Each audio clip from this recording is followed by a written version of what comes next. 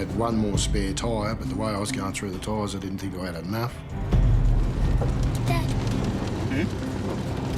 Are we going to be all right?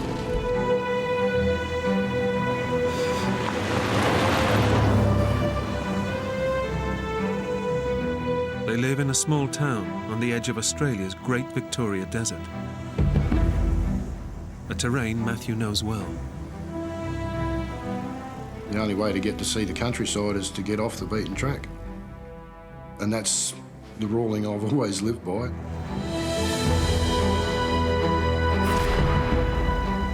Look there. What? Oh, wow. The plan today is to drive just 40 miles into the Outback, camp for the night, and head back the next day. It was our last trip. We were going to see each other for a while, so that's made it a bit more special. Well, it's just a case of spend some time with Shannon for the last week or so before I took off. Have you caught anything, Dad? Nothing yet, sweetheart. Maybe later, eh?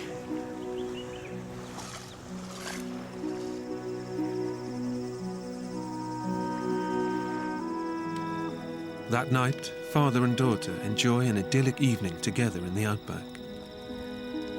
One of my favourite parts was probably laying under the stars and watching them, and Dad would point out things that he knew from his childhood. Yeah, just checked out the stars and the moon and listened to all the nightlife coming out to play. Like a kind of a bonding thing, which was good.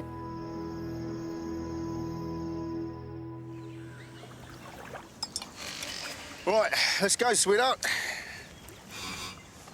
The next morning, they're due to head back home. It's been a great trip, but one thing is missing. They haven't caught any fish. Shannon sort of looked up underneath the hair and you could see she was a little bit disappointed. So before returning Shannon home, Matthew decides to take a detour to try and catch her some fish. Listen, sweetheart, I've got an idea. Jump in. I sort of had a bit of an idea where there was another dam, a fair way away, but yeah, had a general idea about where to go. Getting to the fishing spot means heading a further 50 miles away from civilization, far deeper into the Outback.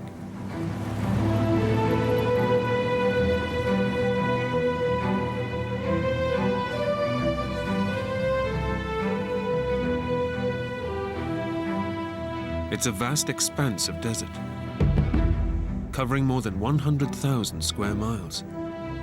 Dangerous and inhospitable, one of the hottest places on Earth. The Australian Outback is an unforgiving place. It's very harsh. The heat, you're looking 45 degrees Celsius, stinking hot, simple as that. But Matthew is confident that he knows the area well and has come well prepared. I had 20 litres of water, spare tyres, food, tent and all that. I reckon I took pretty much all I needed to take. Matthew and Shannon drive for over 2 hours, deeper and deeper into the desert. But there's no sign of the waterhole. We're just pretty much going through a bush track, not well defined on the ground or anything. It's just virtually a couple of wheel tracks going through the scrub. His 4x4 is a tough vehicle, but Matthew is driving in ever rougher terrain.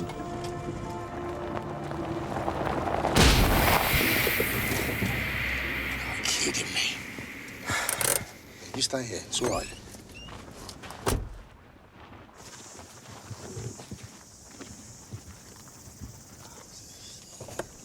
What happened, Dad?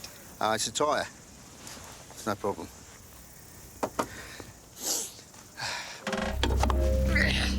Matthew has come well prepared and has 3 spare tyres on board.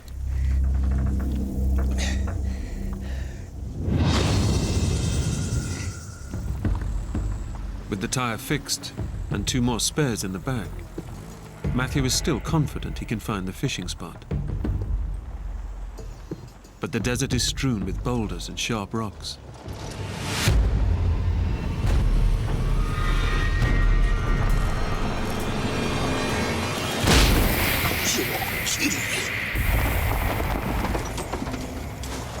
What was that, Dad? It's the tyre. I'd only gone a couple of miles and then I had to change another tyre. It's now mid-afternoon. The hottest time of the day, with temperatures hitting 115 degrees Fahrenheit. And Matthew begins to have doubts about his quest to search for the rock pool. I was just wondering whether it was all worth it or not, pretty much.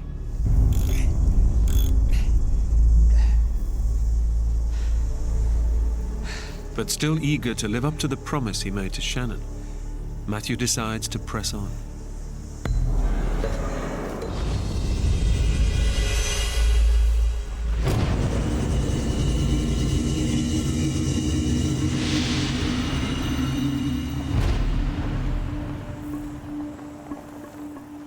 By late afternoon, and 60 miles out into the desert, Matthew fears he's losing his way. I'm sure it's around here someplace. I sort of run out of road, I lost me track.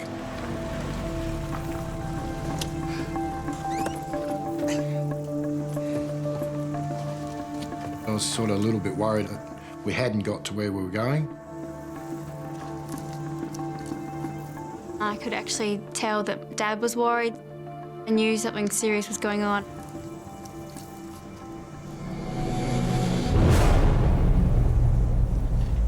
With just one spare tyre left, Matthew abandons his quest to go fishing and decides that it's time to get Shannon home. I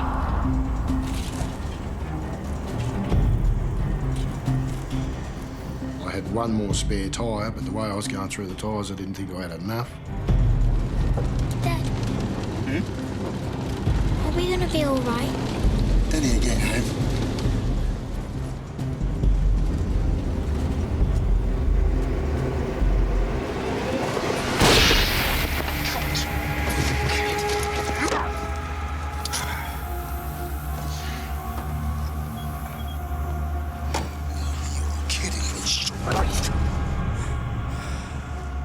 I was pretty peeved about the idea of getting a third puncher, again in a stinking heat.